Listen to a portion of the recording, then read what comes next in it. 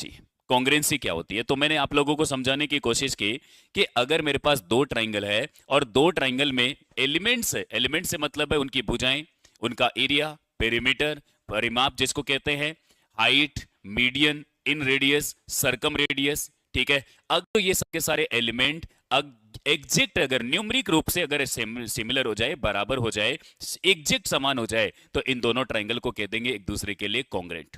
एक दूसरे के लिए क्या कह देंगे, इनको कॉन्ग्रेंट कह देंगे, एक दूसरे के लिए सर्वांग सम कह देंगे, ठीक है। और इसी गुण को, त्रिभुजों के इसी गुण को सर्वांग समता कह देते हैं, कॉन्ग्रेंसी कह देते हैं। कैसे, सारे लोग समझने की कोशिश करना। देखो, जैसे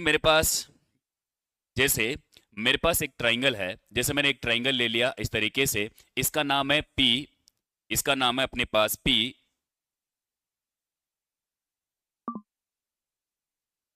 और क्यू और आर। और एक और ट्राइंगल मैंने इस तरीके से ले लिया, एक और ट्राइंगल मैंने यहां लिया, देखो एक और ट्राइंगल मैं यहां ले लेता हूं जिसका नाम है ए, बी और सी।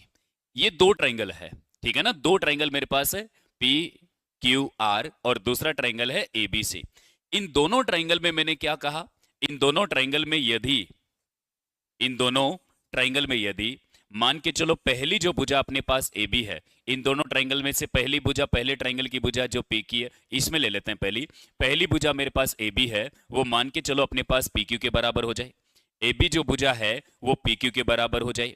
दूसरी भुजा मैंने BC लिया, ये दूसरी भुजा के बराबर हो जाए, तो मैंने दूसरी भुजा जो BC है वो तीसरी भुजा किसके लिए, QR के, QR है तो QR के बराबर हो जाए।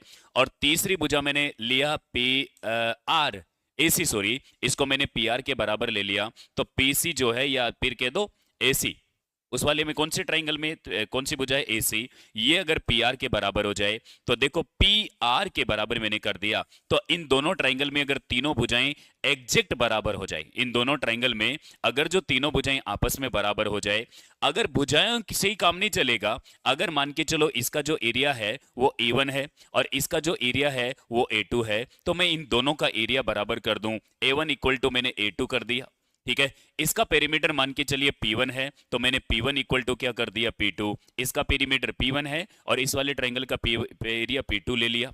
इसकी रेडियस जो इन रेडियस है, जिसको अपन अंत त्रिज्या कह देते हैं, मान के चलिए A1 है, R1 है, और इसकी जो इन रेडियस है उसको मैं R2 कह देता हूं, तो ये दोनों आपस में बराबर हो जाए। और सरकम रेडियस इसकी अपने पास है R1, कैपिटल R1, और इसके अगर कैपिटल रेडियस मैं ले लूं इस तरीके से कैपिटल R2, ये दोनों आपस में बराबर हो जाए।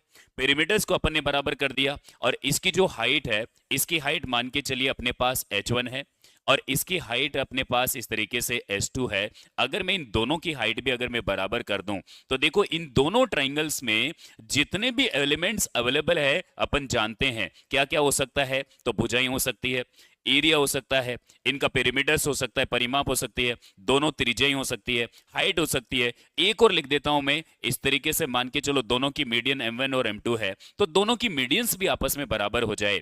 तो कुल मिला के बात यह है कि दो ट्राइंगल्स में सारे के सारे एलिमेंट आपस में बराबर हो जाए, आपस में बराबर हो जाए, तो इन दोनों ट्राइंगल को एक दूसरे के लिए क्या कह देंगे अपन, सर्वांग सम कह देंगे। क्या इतना तो समझ पाए हो क्या? ठीक है, तो देखो यदि अगर मेरे पास भुजाओं का मान और एरिया का मान, पेरीमीटर्स का मान, रेडियस का मान, हाइट का मान और मीडियंस का मान आपस में बराबर हो जाए, देन अपन लिख सकते हैं कि पहला जो ट्राइंगल है जिसको अपन PQR नाम दे रहे हैं, पहला जो ट्राइंगल है ना अपने पास ये वाला, ये कॉन्ग्रेंट हो जाएगा, और कॉन्ग्रेंसी का साइन है इस तरीके से, ठीक है। कॉन्ग्रेंट हो जाएगा किसके, दूसरे ट्राइंगल के, जिसका नाम क्या है, ABC। तो याद रखें, अगर सारे के सारे एलिमेंट अपने पास बराबर हो जाए, तो अपन पहले वाले ट्राइंगल को जो अपने पास PQR है, इसको अपन कॉन्ग्रेंट कह सकते हैं दूसरे वाले ट्राइंगल जिसका नाम है ABC।